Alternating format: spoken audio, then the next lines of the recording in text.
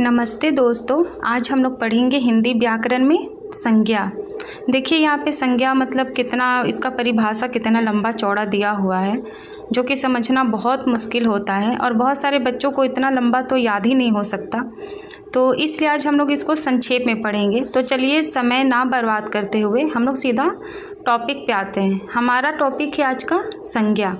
तो सबसे पहले हम लोग जानेंगे कि संज्ञा किसे कहते हैं। तो देखिए, जिन विकारी शब्दों से किसी व्यक्ति, स्थान, प्राणी, गुण, काम, भाव आदि का बोध होता है उन्हें हम संज्ञा कहते हैं।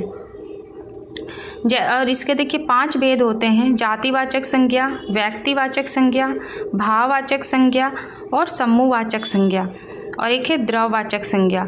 तो देखिए जातिवाचक संज्ञा क्या है? जिन संज्ञा शब्दों से किसी एक ही प्रकार के अनेक वस्तुओं का बोध हो, मतलब एक ही प्रकार है उसका और वो अनेक है, वह जातिवाचक संज्ञा कहलाता है। जैसे कि जो जाति को दर्शाता हो, जैसे पहाड़ हो गया, ये तो पहाड़ एक ही है पर अनेक होते हैं। फिर नदी हो गया, फिर मान लीजिए लड़का, लड़की, ये सब क्या है? जाति दर्शाता है ना। लड़की जात है, लड़का जात है, हम लोग जो बोलते हैं।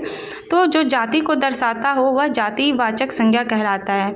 दूसरा देखिए व्यक्तिवाचक संज्ञा, जिन संज्ञा शब्दों से किसी एक ही वस्तु, व्यक्ति या स्थान आदि का बोध होता है, इन्हें व्यक्तिवाचक संज्ञा कहते हैं। जैसे कि व्यक्तियों के नाम, फलों के नाम, व्यक्तियों के नाम में या फिर कोई जगह, स्थान का नाम हो, कोई भी, वह सब व्यक्तिवाचक में आता है और फलों के नाम भी व्यक्तिवाचक में आते हैं। फिर भाववाचक संज्ञा, भाववाचक संज्ञा मतलब जिन संज्ञा शब्दों से किसी वस्तु के गुण, दशा या व्यापार का बोध होता है उन्हें भाववाचक संज्ञा कहते हैं। जैसे कि जो हमारे मन में भाव उत्पन्न होता है, चाहे वो मित्रता का हो, शत्रुता का हो, या फिर प्रेम का भाव हो, या बचपना हो, कुछ भी हो, भाव जो दर्शाता है उसे भाववाचक संज्ञा कहते हैं।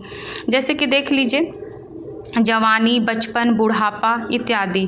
और सुंदरता, ये एक तरह से एक गुण को बताता है। गुण हो चाहे दोष हो, मतलब अच्छा या बुरा भाव तो दोनों प्रकार के होते हैं ना। तो ये सारे देख लीजिए, यहाँ पे और भी दिया हुआ है, मित्रता हो गया, शत्रुता हो गया। फिर देखिए समूहवाचक संज्ञा, समूहवाचक संज्ञा से पता चलता है, समूह से ही, कि यहाँ पे ग्रुप का बात हो रहा है। मतलब जो ग्रुप में हो उसे हम लोग समूहवाचक संज्ञा कहते हैं। जैसे अंगूर का गुच्छा, सेना, दल। सेना तो अब अकेला होता नहीं है, कहीं अकेला सुने हैं कि सेना, अकेला इंसान चल रहा सेना है? नहीं, बहुत सारे लोग होते हैं उसमें। फिर दल हो गया, गिरोह हो गया, ये सब क्या होता है? बहुत सारे लोगों का समूह होता है। फिर देखिए द्रववाचक संज्ञा, इसे सरल भाषा में समझे तो जिसे हम लोग नाप तोल सकते हैं वही द्रववाचक संज्ञा कहलाता है। जैसे दूध, दही, सोना, चांदी, लोहा, इन सब टाइप के जो भी हैं उसे हम लोग द्रववाचक संज्ञा कहते हैं।